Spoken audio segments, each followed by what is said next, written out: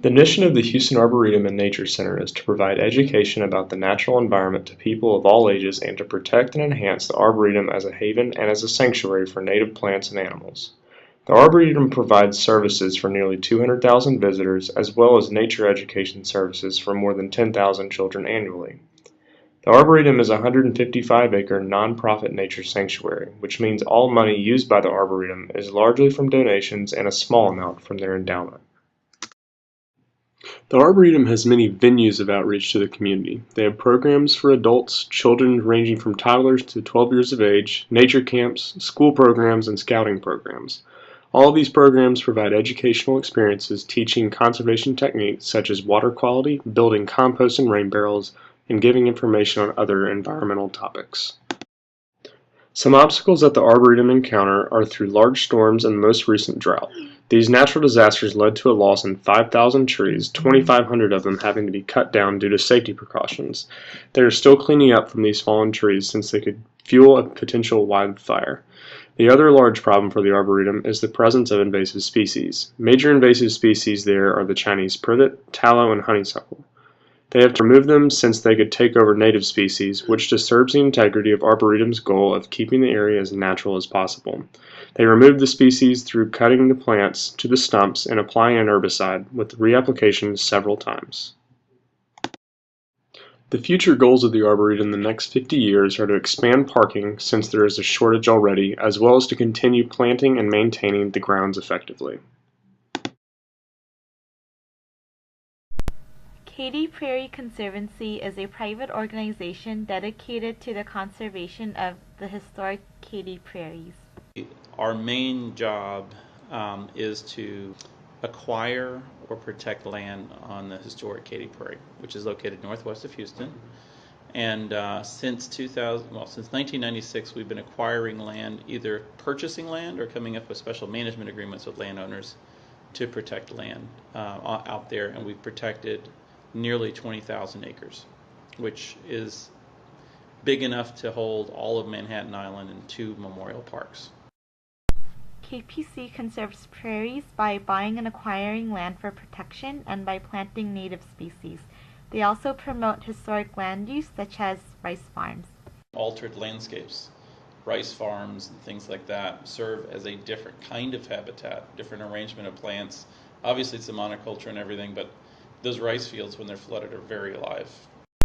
They also need to control for invasive species.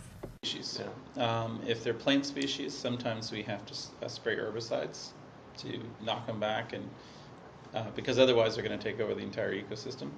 For invasive animals, now we don't have a large number of invasive animals per se. Feral hogs are definitely at the very tip top of that, so we have to actively trap and or hunt them. Some of their biggest obstacles are habitat loss due to development, invasive species, finance, science, and lack of understanding. Some of it is the money, buying the land and doing all that stuff. Some of it is the science, so monitoring and battling invasive species and working with biologists and all that. One of the very biggest problems, though, is lack of understanding. Right. It is a sociological problem. KPC has several educational programs for kids, such as the Prairie Builders Schools and Parks program and the Great Grow Out program.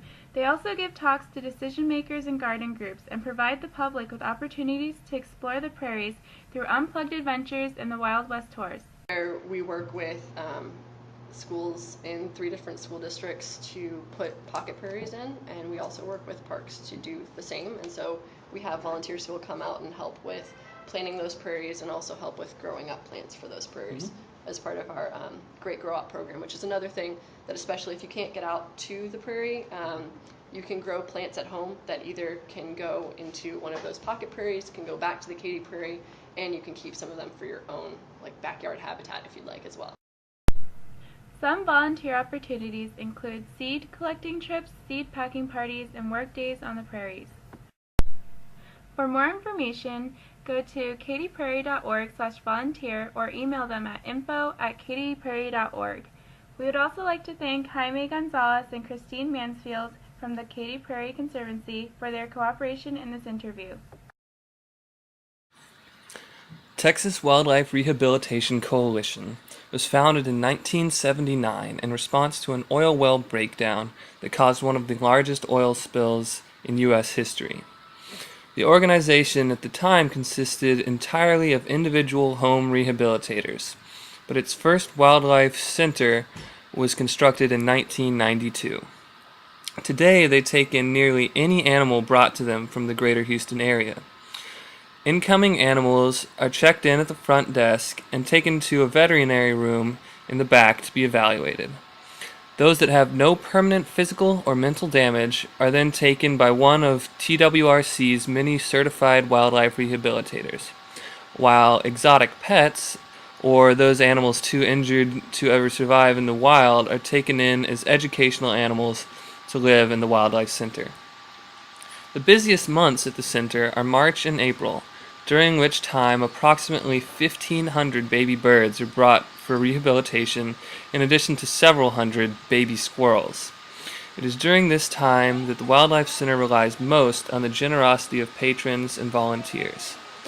Registration for baby feeding orientation and training can be made online at twrcwildlifecenter.org.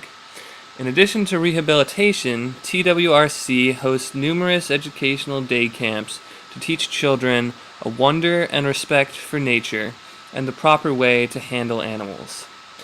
As a private company involved with handling wildlife, TWRC must conform to several government regulations at both the state and U.S. level. Texas Parks and Wildlife monitor things such as the size of mammal cages, while the migratory patterns of birds cause the U.S. Fish and Wildlife Service to regulate the rehabilitation of these birds. Of course, the biggest challenge of this organization is public opinion. As Executive Director Rosalind Evans said, "We have to educate the children because adults can't be made to care about what's in their backyard."